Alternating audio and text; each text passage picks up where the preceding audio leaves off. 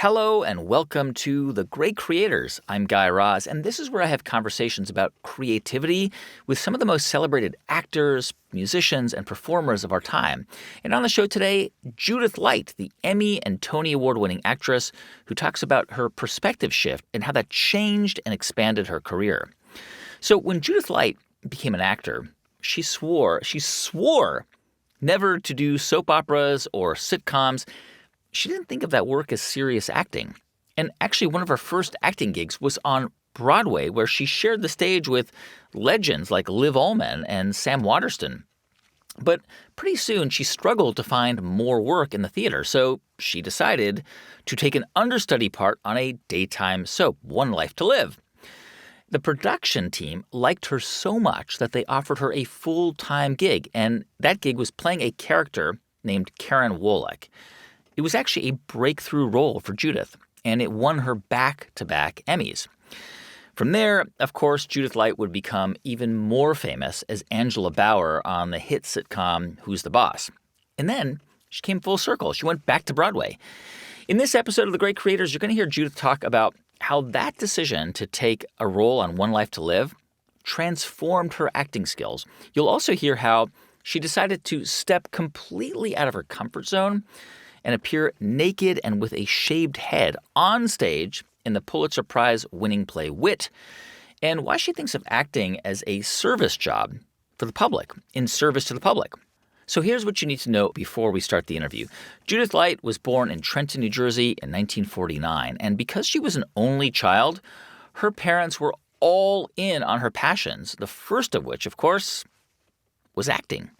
So there was a lot of attention on me because I was an only child, and my mother had had a very serious miscarriage when I was about 2.5-ish, right around then, which I actually remember some of the scenes and parts of that. But I knew what it would mean to them, and I knew what it meant to them to have some kind of focus, and that's where they were placing their focus. Yeah. And so fussing was part of it, but supporting was another part of it. And some of it was also for them. That was something that they had always, I think, wanted to be in show business. I think they had always wanted to be performers. And so there was all of that energy that was directed toward me. And when my mother had the miscarriage and there was no other focus there, that's where I think the energy really coalesced. My parents worked so hard. My mother was stay at home for a while, and then she went back to work. My mother was a women's wear buyer, and she had so much talent and so much potential, and I watched her not reach that potential. But I also learned from her. I never had a thing where I was like that women were less than men. I had a father who treated me as though I was the end all and the be all for him. So it wasn't like, they wished they had had a son. It wasn't like that. And my grandfather, who was an Orthodox Jew, who became Orthodox when my grandmother had a heart attack, and he prayed to God and he said, if you let her live, I will go to synagogue every day. Wow. And he did. Wow. He did. Wow. And when I was a little girl, this is so funny. I haven't really talked about this very much. He, in the Orthodox synagogues, the men and the women are separated. Sure. He took me in to sit with the men. He wrapped me in that big black coat. You know what I'm talking about, right? I'm thinking Yentl. Keep going. And took me to sit with the men. And they all knew I was there. They were so warm and welcoming. So there was always this consistency of, the special one, the only one, the the girl, the only girl, there were tons of women in my family. My mother's her twin sister, and their older sister, my grandmothers, and so there were a lot of women in the family, but they were all the power They were the outspoken ones. They were the ones that I saw, I was inspired by, I learned from, I watched them. I know that you got into acting in school at a young age, I at did. 10, and clearly you showed promise because you would go on to study that at Carnegie Mellon. What was it about acting as a kid that you remember? Just some kids go into sports, some kids play baseball, or they're soccer, like that's the thing they do. What was it about being on stage as a kid that just lit you up?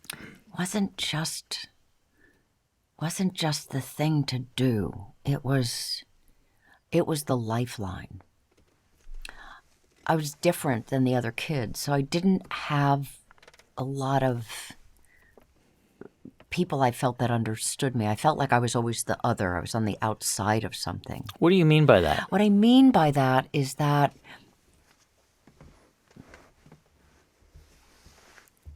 I was too much. I was too much for people. It was like it's like, oh, she's so dramatic, or, and I get that. I understand that. You're not, oh, you want to be an actress. It's like you're not like other people necessarily. You have another You were saying I want to be an actress even when you were a kid? Tiny. When I knew when I did Twice the Night Before Christmas for my dad, I remember having the thought. Those are those things in psychology that they call these palimpsest moments. It was the palimpsest moment. I remember thinking, this is what I want to do for the rest of my life. Now, what transpired later was that I had to stop having that child's view of our business, and I had to really grow up and recognize the challenges and the real discipline and hard work and dedication that our business requires. So there was a period of time that was real wrenching for me when I had tremendous growing pains. But at that time, it was the thought, it was the desire, it gave me life. I remember I used to sit in my room and read passages of Shakespeare and act them out, or poems, so that. This is in your childhood bedroom? Yes. Wow. When they were my. I mean, it wasn't like I didn't have any friends. I mean, it wasn't like that. Mm-hmm. I mean, Sherry Veshnock and Ricky Meister, and I had these people that were perfectly lovely. My friends, my real relatings were with these characters in Shakespeare, or these poems, or things like that carried with them that I knew that there was a world elsewhere. I think Coriolanus says that in Coriolanus when he leaves the Senate in the Shakespeare play Coriolanus. He says there's a world elsewhere, and I was longing for that other world. I didn't want to be in just this small world. At certain points, I thought I would marry and have children, and that I would, I would do that. But I was always longing for something else, and I wasn't even clear all of what it was at the time. I know you graduated college in 1970, and for a few years you did small or you had roles in small theaters. But in 1975, you made your Broadway debut. You had a small role in A Doll's House, and that was with Liv Ullmann. Yes. Sam Waterston, right. in that, and you were like 26 or something, 27. I mean, that must have been pretty amazing to be on stage with those two people, those legends. It was remarkable. I would watch them. I would watch them rehearse. I would watch them in performance. I mean, I had the small part so I could stand backstage and I could watch. And one night, I remember Ingmar Bergman came to see Liv. Wow. And I watched how they must have talked about the performance. I watched tiny changes that that were made within the structure of the performance. It was like, that's her one director who came from the Norwegian Repertory Theater. I can't remember the name of it, but it was a man named Tormod Skagestad. He came and he had directed her, and then I had the thought in my head, directors keep you learning. They keep you... I remembered I was doing this play on Broadway, Other Desert Cities, this brilliant play by John Robin Bates, and Joe Mantello was my director. And in the middle of the run, I think, Joe came backstage and he gave me a note that changed the entire opening, the way I did the entire opening. But those were that's what I learned from that experience. I watched and I said, that's what directors do. They keep guiding you. They keep you staying fresh. They keep you open and learning and alive. And it was the thing that I was always longing for when I was growing up. It was, how much more can I learn? How much more can I expand? Yeah, I'm curious because from the outside looking in, one could say, wow, Judith, you had early success, quickly. You were on Broadway in 1975. You got this role in 1976 in the play called Herzl. But then began what I think would be kind of a theme that you would sort of dip in and out of, and throughout your career, where all the success and then nothing. You just kind of like, right? There's no roles are coming in. Nope. I mean, you've just been in 2 Broadway plays, and you're probably thinking, okay, this is it. I'm set. And what happened? You weren't getting calls? I don't know what happened. I don't know that you can ever explain what happens. I think the universe ebbs and flows as it does, as I'm sure that's been an experience for you in your life. You have these things where they're, Gandhi called them his wilderness years. Yeah. Something else is happening. It's all working. You just can't see if it's working or that it's working. And it was the point at which I was talking about before where I had to really have those growing pains of looking at the business in a way, not from the eyes of a child who had pleased her parents and gotten their approval, but a disciplined, working person. And it was really challenging. And I thought, well, maybe I should leave the business, and I had thought about that seriously. And then it was like there's 2 parts of it. One part is that it's like if you're leaving your childhood and your vision and what you thought was your dream behind it's like, oh no, that's not going to happen. It's not going to be your picture. So you better face that, and you better see if you want that. So part of it was a childish tantrum. Not only like, how are you looking at this as an existential part of your life? What are you seeing? How do you want to relate to it? But so stop throwing the tantrum and just grow up. So, this is almost I think a period of 9 months, maybe longer. And as you say, you considered leaving. Yeah. We know what would eventually happen, which is you got a call to, I guess your agent called you and said, hey, there's an understudy opportunity on this soap opera. And from what I read, you were like, soap opera, not for me. Got it. That was your first reaction, which understandable. I can totally understand. You were on Broadway. You'd studied Shakespeare, and soap operas were probably you had this perception that they were like, that wasn't serious acting. Beneath me. What a horrible, horrible misperception. Those people worked harder than I think I'd ever worked in my life. Ever. When I watched what they did and I saw the caliber of actor and acting and talent and director that was working on the soap, shame on me. I learned more there than in just about anything. And you were not brought in to become the character that you became. No. You were... No, I was there to watch over, to understudy, go on if the gal who had not been well was gonna not be there that day. So I never got to do that. But I got to talk to the producer, Joe Stewart, and he said, if you were to play this part, how would you play it?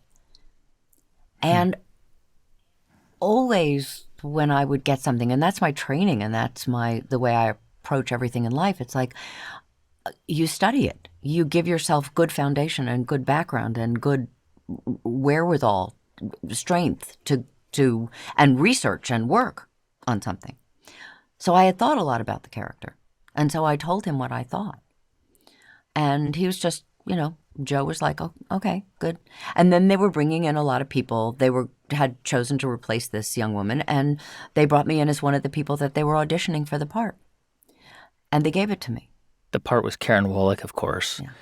And from what I understand, at some point they asked you, do you know the film Bel Du Jour with Catherine Deneuve? Right. And of course that film is about, she's this is sort of a dated word, but housewife who solicits men for money. And they presented this idea, and did that intrigue you right away? Did you think, wow, that is a complex... Totally. Yeah. And I every director on that show, Norman Hall, David Pressman, Peter Miner, they were all theater directors. And they taught me how to structure the day like it was a theater, like it was a play.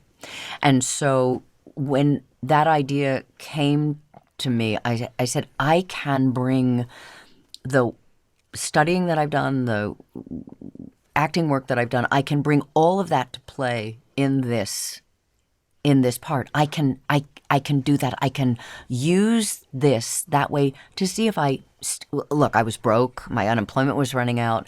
I said, I can have some money. I can have a wider audience.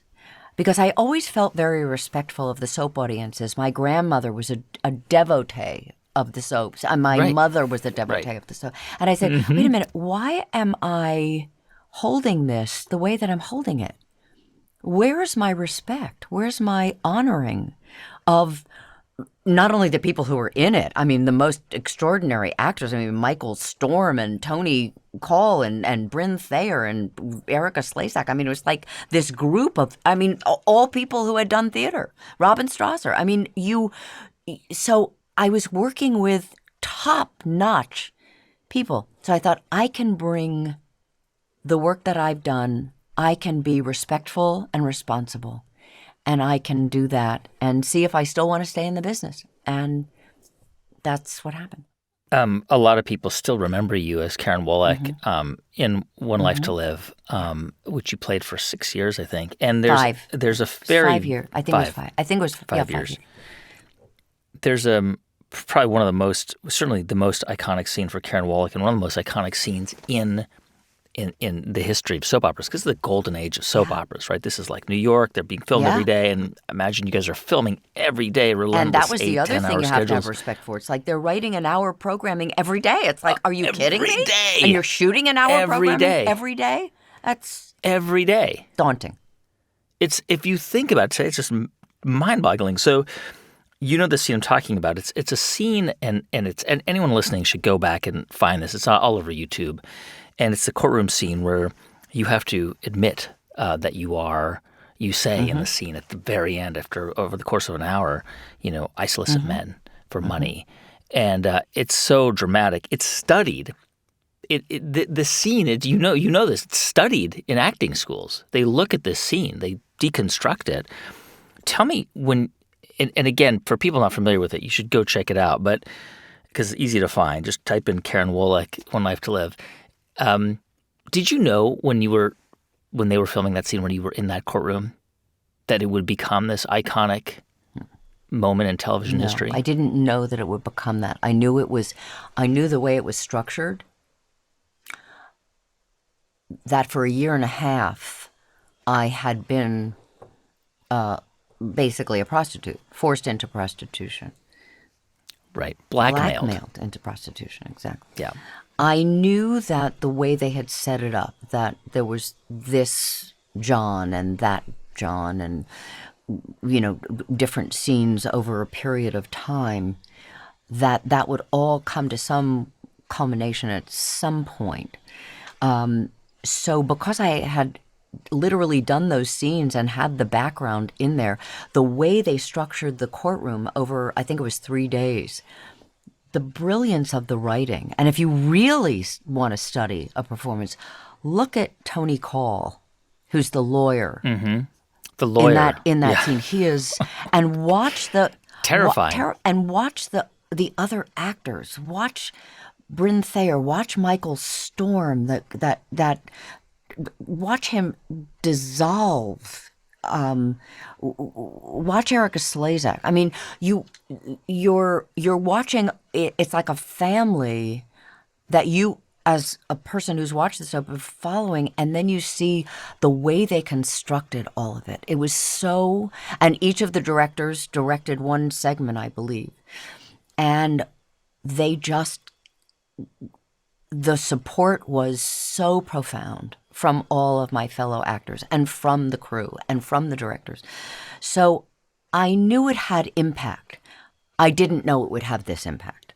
Judith, I want to ask you about courage, because we all face moments in our lives where we have to do something that we may not think of as courageous. Maybe we think is crazy or reckless, but it has to happen. And one of the things that you had to do, or it was, you were a star on One Life to Live. You won 2 daytime Emmys. You knew, and people were telling you that, I think, including your husband, who you met on set there, that you should go to L.A. But you had to quit. You had to leave that show. You were a star. You had a steady career. You were doing well. You were probably, finally making enough money to live okay. And you quit. You had to quit with no safety net. I mean, you were going to just go to L.A. and were you nervous about that decision? Were you worried that it might actually be disastrous? For sure. Absolutely. I thought, have I lost my mind? And of course, my mother said, "You've lost your mind." I mean, she was like, "What are you thinking? What are you doing?" Yeah. But Robert said to me, my husband. Robert's your husband. Do you only want to do this? What if you never took a chance? What if you never found out what else you could have done with your life? And you stayed for the security of all of it. And he said, when will you take a leap of faith that you will be held, something will come? That's what I said to you before. It's like, I don't always see it working, but I know it's working. There are these things, underground springs that are always there. They're always working. And so I remember sitting in Joe Stewart's office and signing the papers that said that I would leave. The Joe producer Stewart was the showrunner of One Life to Live. The producer. And you said, "I'm leaving." And did he say you're crazy? He didn't say I was crazy. I think they were. I mean, she was such a prominent character. I think it was, they of course they wanted me to stay on. But I think he knew that I was resolved, and that goes back to the women of power and voice in my family of like, wait, I can do this, and I must do this. And I knew I had Robert's support. And my manager at the time, Herb Hampshire, who has now since passed, Herb said, I agree with Robert. You need to do this. You need to go. You need to go. And I also knew that I could have come back. They made that very clear to me. So in a way, there was some kind of safety net. But I knew I didn't want to have to do that. I knew that I wanted to expand the level of my work and the reach of the people that I could reach. Because it's also about the audience for me. It's also about that incredible support that I've gotten over the years. Just really, truly, really remarkable and stunning. I mean, you had this audience of daytime soap watchers, probably, I would imagine at that time, more women than men, probably overwhelmingly. But maybe not. A lot of I men just used imagine to come that up to me, heads that, of corporations that I would meet later when I was doing a lot of this different, charity work that I was doing for the LGBTQ community. And these heads of corporations would come up to me and say, "Don't tell anybody, but I used to close my office door when the show was on and watch the show." I mean, it's like so you don't have to be in the closet. It's okay. Yeah. I mean, I understand that, but it was always funny to me. But it was a lot of men. Yeah. But you had an audience that knew you as Karen and knew you as a dramatic actor. You go to L.A., and it would take some time for you to land a role, which would become a massive role for you. And the role that I first remember you in as a kid, which was Who's the Boss? A comedic role. Totally. Was it, from your perspective, I mean, it's, talking about building a brand new audience, which you did, right? A completely new audience of people who did not know Karen Wolek. And you had to become a comedic actor. You had to go from this actor who could cry on command. I mean, amazing, right? It was really, I have to say, it's really hard. just Everybody goes, "Oh, it looks so easy." No, it's hard. And then to become Angela, this sort of high-powered, but also, she's telling jokes. She's making, she's saying things that audiences are going to laugh at. How did you begin to kind of shift in kind of embodying that character and becoming this character? It's my training. That's what I was trained to do. I mean, I was in repertory theater for 4.5 years. I played all different kinds of roles. So you work on the role. You don't work to make it funny. It's like people say, "Oh, you're a dramatic actress." You don't work to make it dramatic. You don't work to make it funny. Yeah. You play the character. But you have to become the character too. I mean, they give you the character on paper, but you actually have to animate it. And Angela was high-powered, corporate boss. She was the head of a household. I mean, there was all these things that you had to bring out in but her. I have to find them all in myself. I have to find that. I know the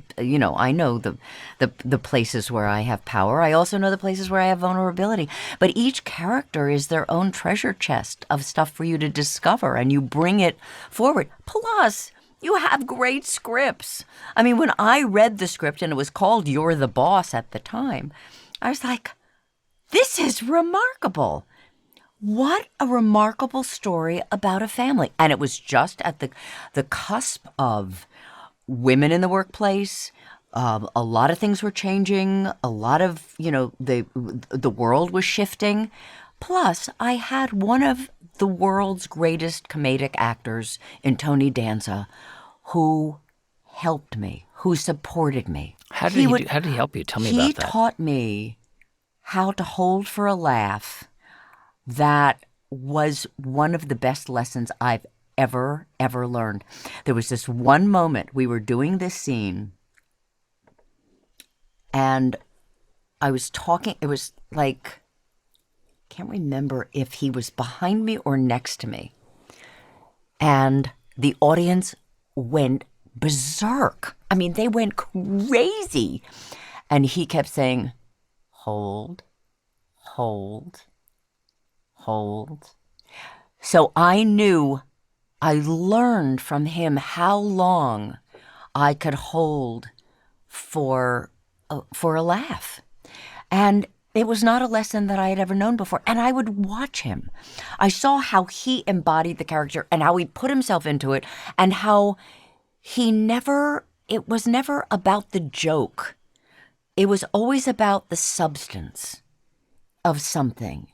And he would always say to me, there's humor in even the saddest situations. We did a show about him. He's such a good actor. He's such a fine actor. And we were doing a scene it was a show about his father dying.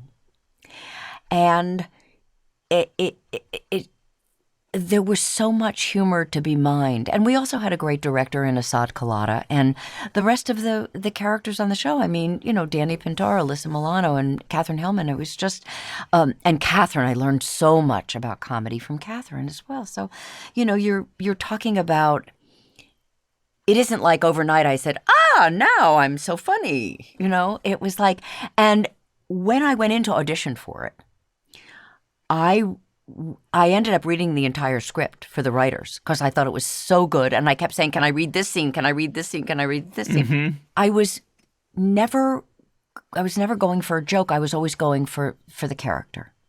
And if you really look at Angela Bauer, she was one of the funniest things about her was how earnest she was. She was so earnest. It was like, so it was absurd. Right. I mean, she would put herself in these situations and it was like she was so extreme. So that's also all part and parcel of it. Those were the pieces that made it what it was. It's interesting because despite the massive success of that show and the fact that you weren't only a daytime only, but you weren't a daytime soap star. You were a primetime TV soap star, probably recognized every time you walked on the streets or went to dinner. People knew you. You were nationally known. And then internationally. I couldn't walk on the Champs-Élysées in France without people screaming, Angela, Angela, Angela. Yeah. That show comes to an end. And once again, you are in this, I think you called these your in-between periods, where there's nothing. It just dries up. Not nothing, but there's very little coming your way, which is kind of remarkable, right? I mean, how did you, at that time, this is the early 90s, I don't know, how did you kind of deal with that? Were you frustrated? Were you sad? Were you philosophical or all those things? Yeah, all of those things, everything. What do you remember about that time? What I remember, a couple things, few things. One was that I did a pilot with George Siegel right after that, written by a wonderful woman named Gina Winkos, and it was called Letting Go. And it didn't get picked up. And, I mean, understand, I made one pilot and it went to series for 8 years. Hello. Yeah. Right? So you're right. It's like, thinking, okay, so now here it is. And this is going to be my next show. Well, you got to go back to the context shift. So how am I gonna give? How am I gonna be? It was all of the things you said: frustrated, sad, wanting the picture of what I had in my head to be true, that you get this thing and then you get the next thing, and then you get the next thing. Life doesn't work like that. And so facing life in a real way was incredibly valuable. It's like, and saying, I'm not going to go back to that same disappointment. It's like, you're not a victim. You've had a huge success. And so, but I had to spend time working on it and really looking at it, incorporating it. And I went into therapy, and it was like, that was really powerful and useful, and opened my awareness and in a myriad of different ways, added to the way that I worked and did my work. And I remember one of the things that happened was, I wasn't getting television. I think I was doing movies of the week and stuff like that. But I remembered that I had they had asked me to do an audition for a play at the Pasadena Playhouse. I said, and you said, it's not a good part for me. I said, it's a terrible part for me. It's. And this is probably, you hadn't been on the stage at that point, longer. Probably 12, 13 years. I think it was longer, because in 1999, I went back to the stage, I hadn't been on for 22 years. Yeah. Almost, yeah. So you were asked to audition with the Pasadena Playhouse, Pasadena Playhouse. Wonderful playwright, Jonathan Tollins. Great play, if memory serves. It's about an aging sitcom star. I said to my manager, bad part for me, really bad part for me. He said, ooh, it's the perfect part for you. And he said, you're afraid. And I said, What do you know? Well, at the time I was doing a lot of yoga, and I went to a ladies' camp in Sikh. A lot of my friends are Sikh, and they have this ladies' camp in Espanola, New Mexico, and I would go, a couple of years in a row, and I was doing a lot of meditation and yoga and all of this stuff, and I just had this. I said, he's absolutely right. I'm terrified. I don't think I can do this. So I called him from ladies' camp and I said, I'll go in to audition. He said, well, they've already cast it. And I realized that a lot of the work that I was doing, I was going around to lots of places. There were very few people at the time who would talk about AIDS and HIV and, the homophobe. Yeah. You were giving speeches. You were giving speeches about this and about the homophobic content that was not content, but it was the homophobia that was rampant in the country, just in the everything. culture, exactly. The culture, and, yes. Lots of my friends in the theater and television are dying, and it's like nobody's paying attention. It's just like, so I'm going around and people would ask me to give speeches, and I would talk about it, and I would talk about what we could do and how we could relate to each other, and blah, blah, blah. And I came back from ladies' camp, and I said, I'm not going to live like this. I'm not doing this. I'm not going to be the person who gets out and talks about the LGBTQ community and how they inspire me, how courageous and brave they are. And, you wanted to talk about courage. And I said, I'm not going to be the person who only talks the talk. I'm not going to do that. So the next thing that comes up for me to audition for, and I've talked about this a lot, is this play Wit, which is about a woman who's... And you said, I'm going to do it. Whatever comes up next, I'm going to do. That's the universe making fun of you. I had to shave my head, be bald and naked on stage, and I had to audition for this play. I had to fly myself to New York, and I hadn't faced the New York audiences or critics for 22 years. And I thought, I'll do it. They'll never cast me. This is good. Okay, I can make good on my promise that I'm going to audition for everything, but they're never... Of course, the universe, it's like the thing, who said it? You make your plans and God laughs. It's like they wanted me to do it. They wouldn't let me do it in New York unless I also agreed to do it on tour. So I was going to be bald for practically a year. Wow. And we should mention, because this is a play about a woman undergoing aggressive chemotherapy treatment for fourth ovarian stage cancer. Ovarian cancer. You had to go... Fourth stage. And you had to go, you had to basically tell yourself, I'm going to go audition for this. I'm going to compete for this role. You'd been a big star in the 80s, and now you're kind of going there, and you've got to fight for this role, which probably was hard. I didn't want to fight for it because I was too scared to do it. I didn't want to do it. Yeah. But you did. I did the work I needed to do.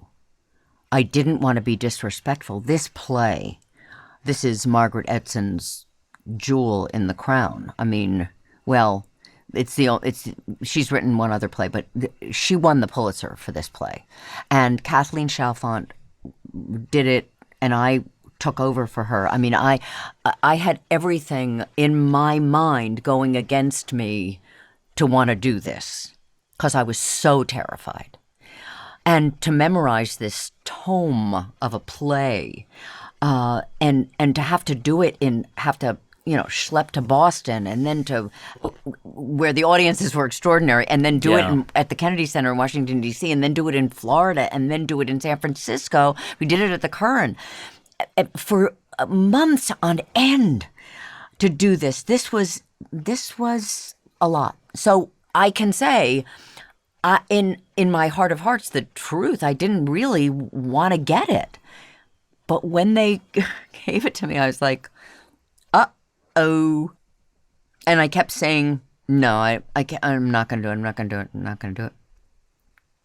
But I knew, how you have that instinct inside of you that says there's a yes in there when all you can see is no?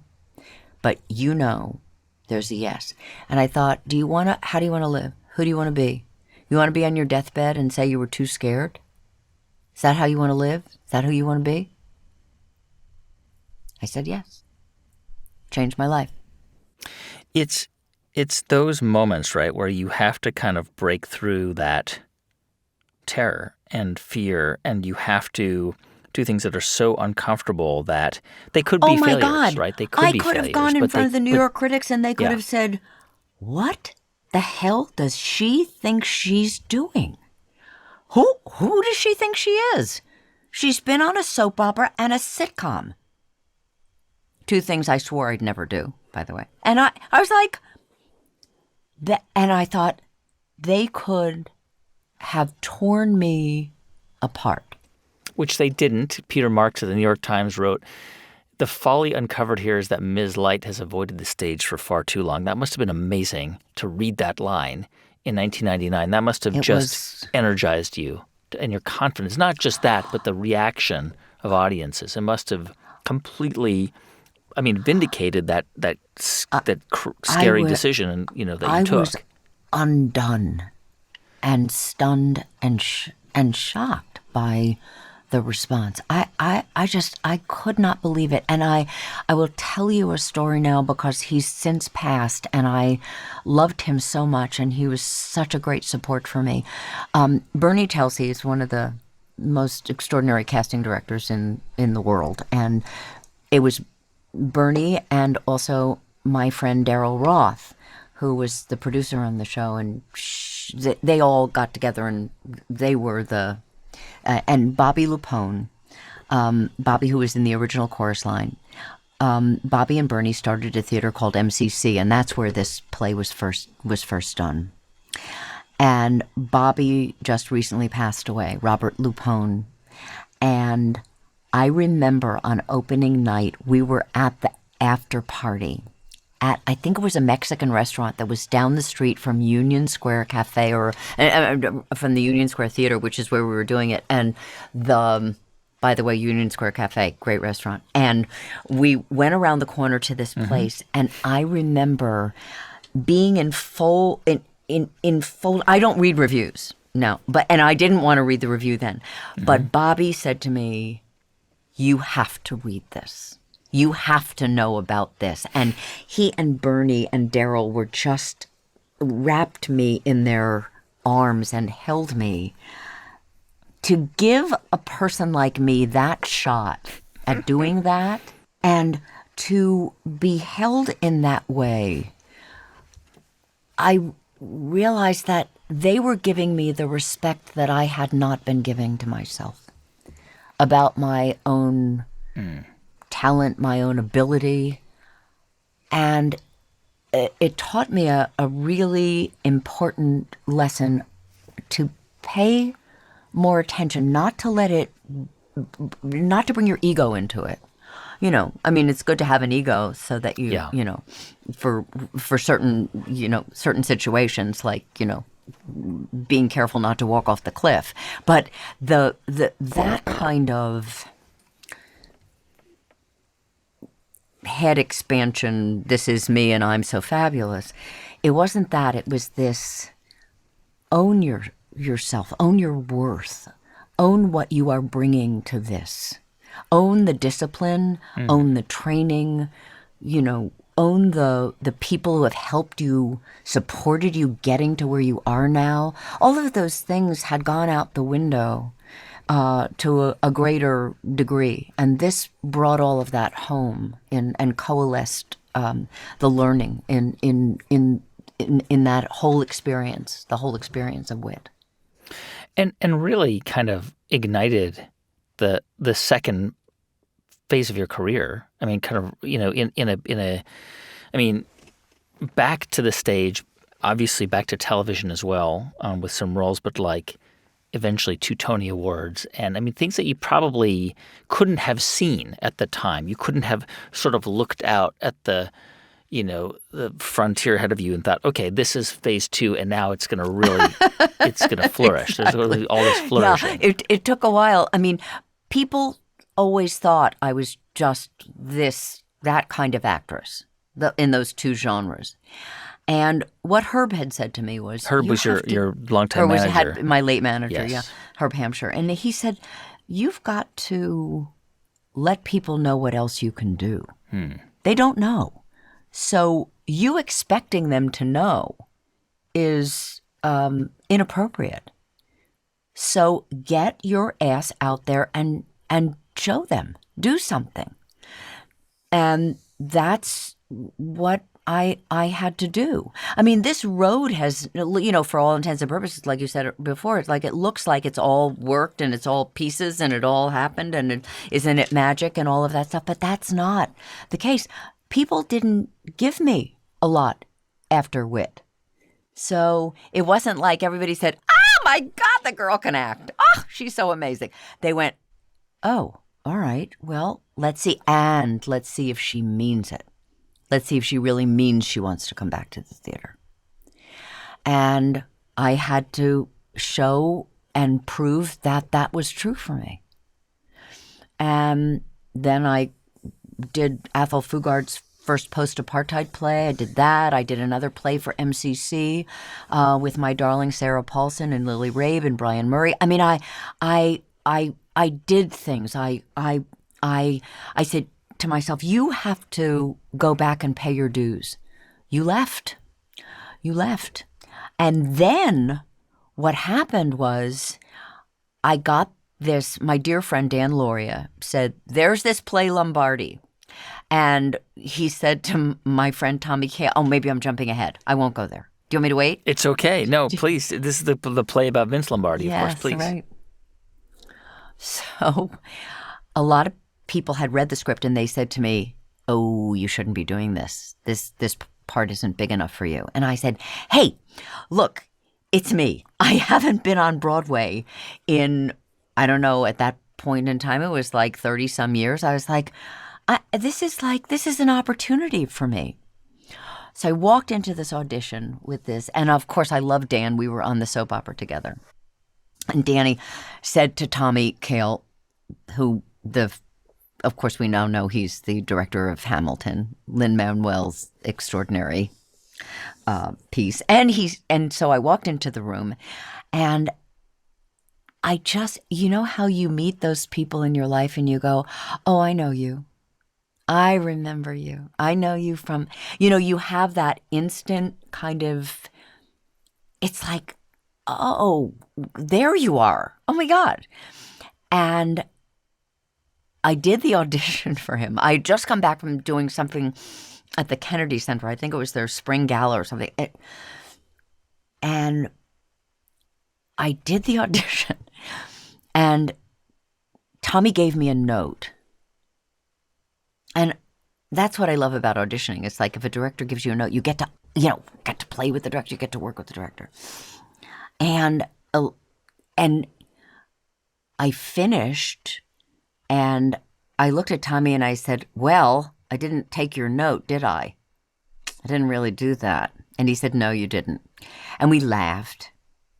And he said, "Someday in the future, when we're having a drink together, or a coffee or a meal or whatever, we will remember this moment." And he gave me the part in the room. And it was, and then I got nominated for a Tony. And this is for Marie Lombardi, who was an alcoholic and quite, I mean, this was your your return to Broadway since the 70s. You'd been on Broadway. You'd been Wit, of course. That was off Broadway. But you hadn't been on the Broadway show since the 70s. And was it scary, by the way, to be up there? To be back on Broadway? On stage? On stage? Yeah. Was there part of it that was scary? I had been doing some plays, so it wasn't as scary as it was when I did Wit. And Tommy was such a good guidepost for the character. And, the team of guys, the guys on the team, I was the only gal there. It was just like everybody was there. I felt so supported. And I remember the day that Fran Kermser and was Tony Panturo and they were producing, and Fran and I were walking on Central Park West, and she said, "We should talk about, the Tonys." And I said, what are you talking about?" And she said, "Maybe you'll get nominated." And I said, "Fran, are you out of your mind?" I said. And she was right. And I didn't get it that year.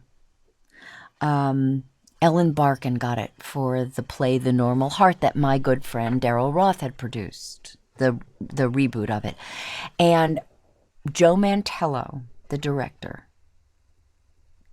just wonderful, amazing man,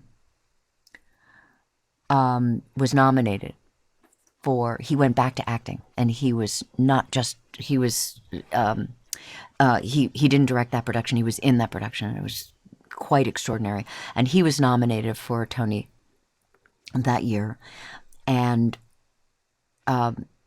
years before, Laura Linney had the idea that we should all have a luncheon where everybody gets together who gets nominated for a Tony, because you don't get to see each other on the night of the Tonys. You're just, so it was like this sort of family get together that, everybody would get together. And I was seated next to Joe at my table. And we chatted a bit and stuff. And I don't know, like right soon after that, I had done a reading while I was doing Lombardi. I had done a reading of a beautiful play that Richard Greenberg, the wonderful playwright Richard Greenberg, had written. It was called On the Babylon Line.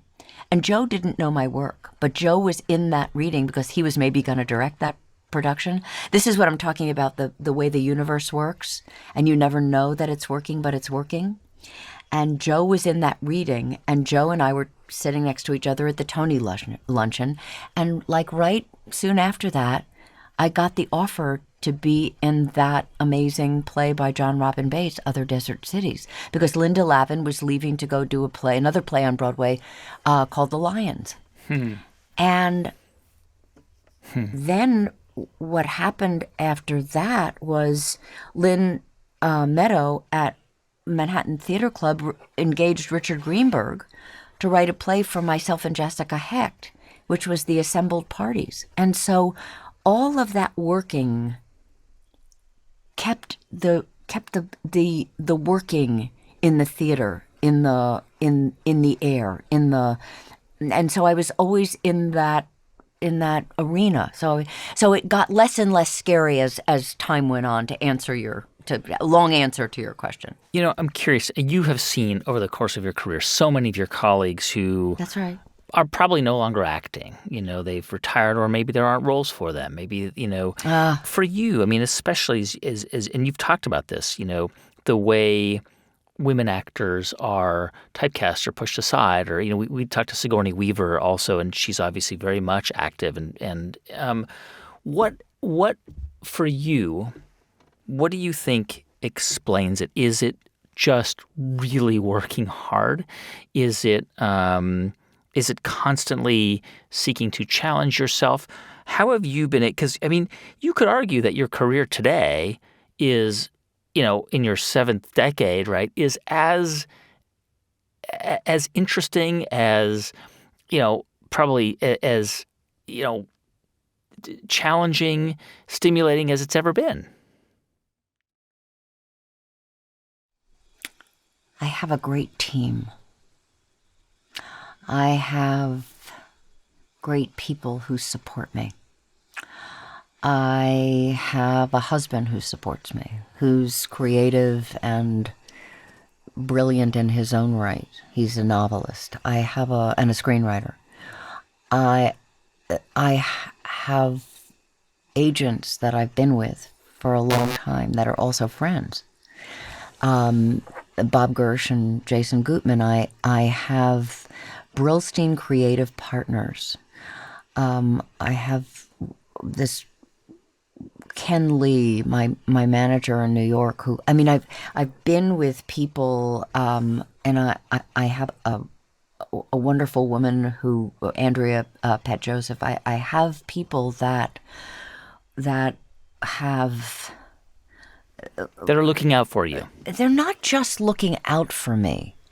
That's one thing. It's like, like I have people I can talk to. I can call John Liebman at Brillstein. I can call Mark Gervitz. I can call the people that I know that are there. I've had people along the line who've supported me, like Danny Sussman. I mean, I have people there that are there that I know have been not in my corner, but when I talk to them about the context of the work that I choose to do, I am heard.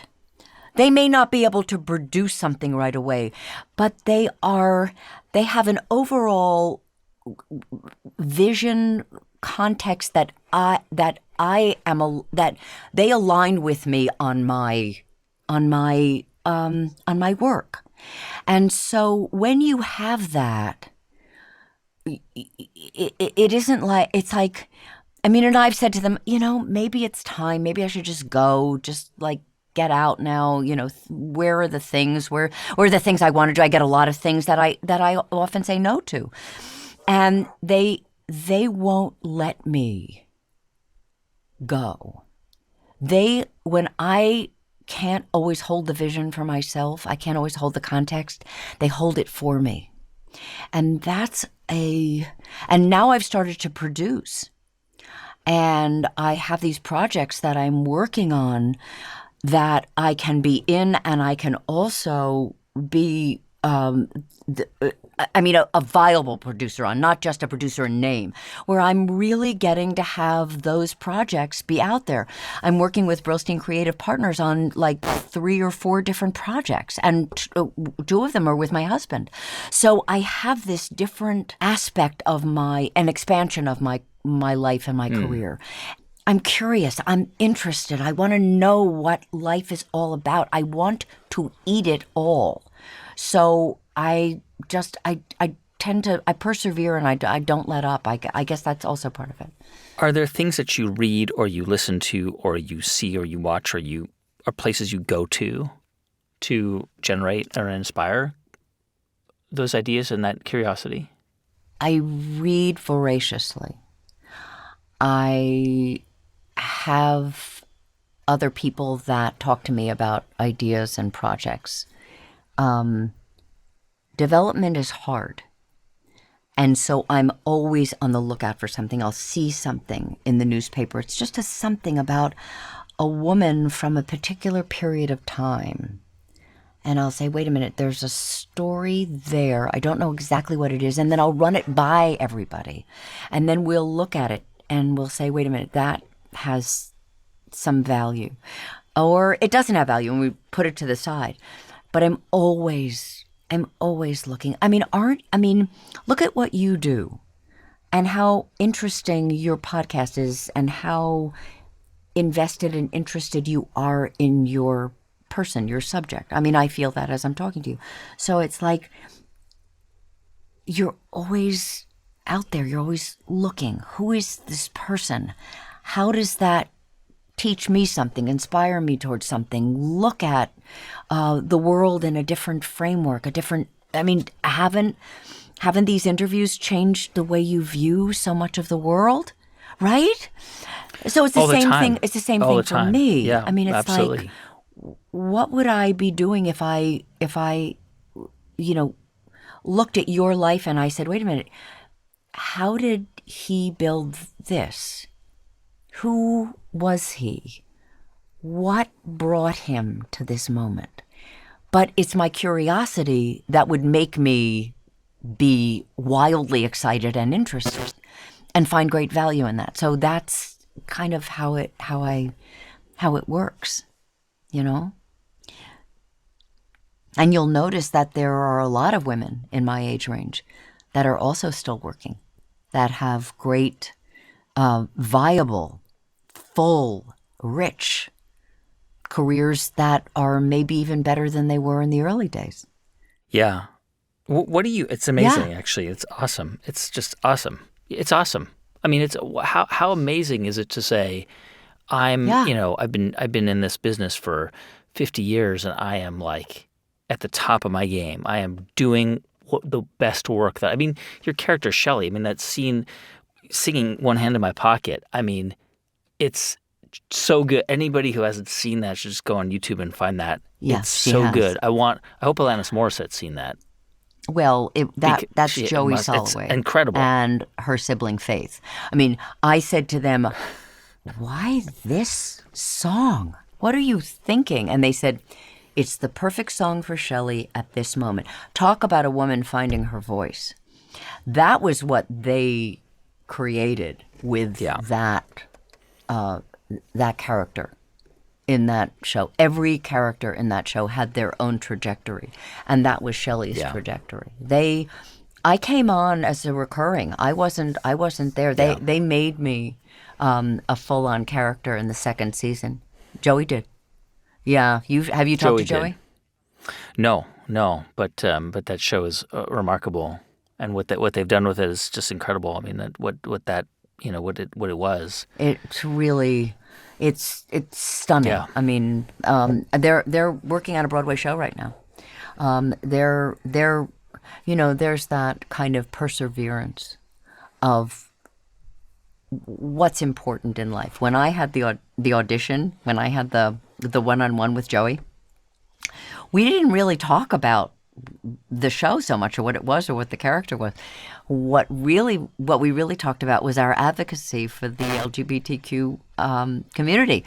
So we knew we were simpatico. We knew we were in sync. And Faith, her sister, her sibling, was the one who said to her, "Have you seen her on One Life to Live?" So you never know where that spring is gonna bubble up. And remarkably, from what I understand, Joey Soloway was looking for a Jewish kind of, stereotype of a Jewish mom, and she thought you were a blonde shiksa. That is correct. And didn't want to That is correct. Cast you. But that's how you get to change people's. Look, you do a show for 8 years where you are that character, and of course people are going to see you that way.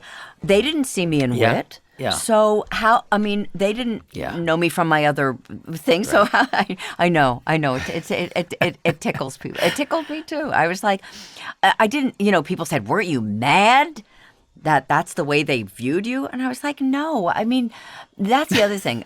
You can't expect people to know all about you. They don't care all about you. You have to show them, teach them, give them. Be kind. It's like, be grateful. Thank you for seeing me. I don't know. I just as the years have gone on, I just have a very different view of everything and the way we all relate to each other.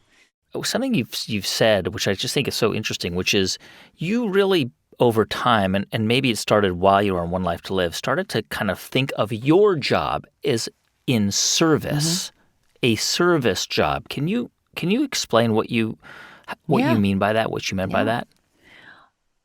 We're in a service business. We're in the entertainment business. We give a performance.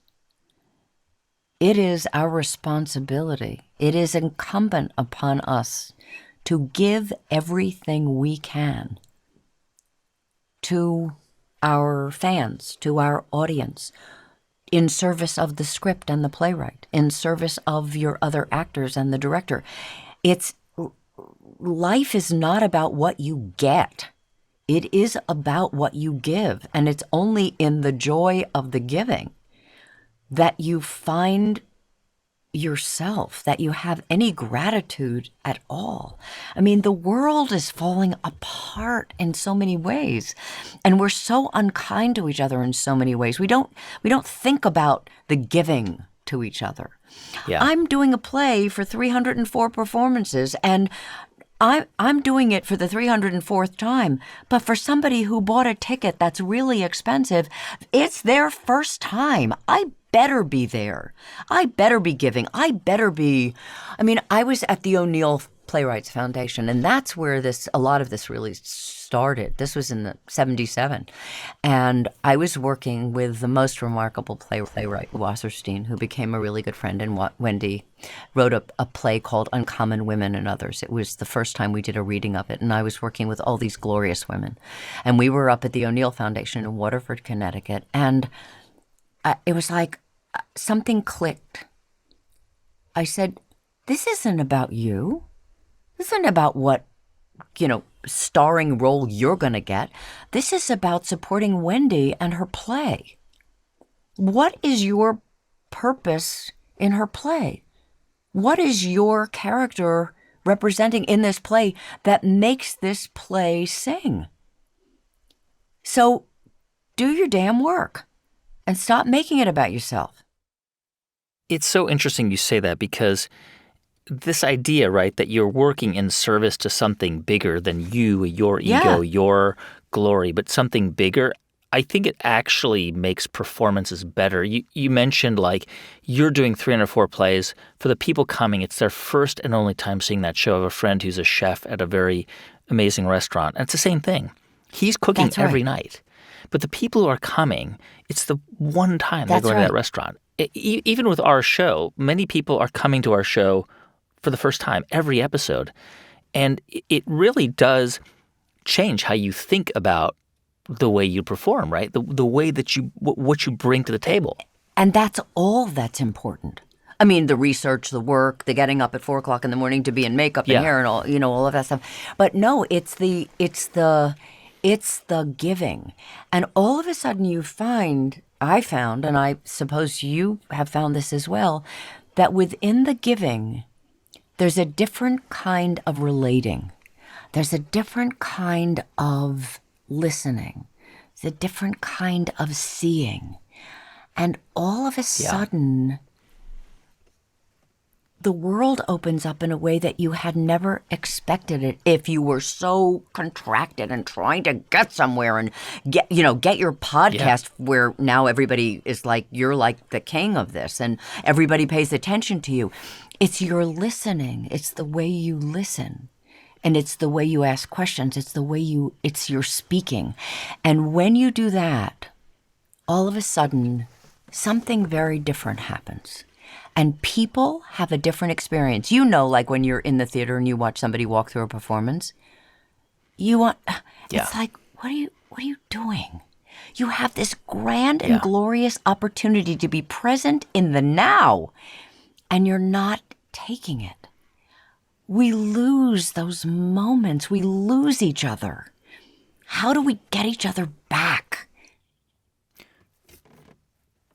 It's interesting thinking about your profession as a giving profession, right? And the way you think about it is you are giving. And giving can be incredibly emotionally nurturing, right? Like we know this from neuroscience studies around charitable giving. Like it does actually fire up your serotonin. That's right. You know what I mean? Yeah, I never thought of it that way, but it makes a lot of sense that you're going out on stage or in front of a camera, and you can actually give somebody something. You can change a moment or more for them. That's all there is. To me, that we live in the human condition where we're so fragile.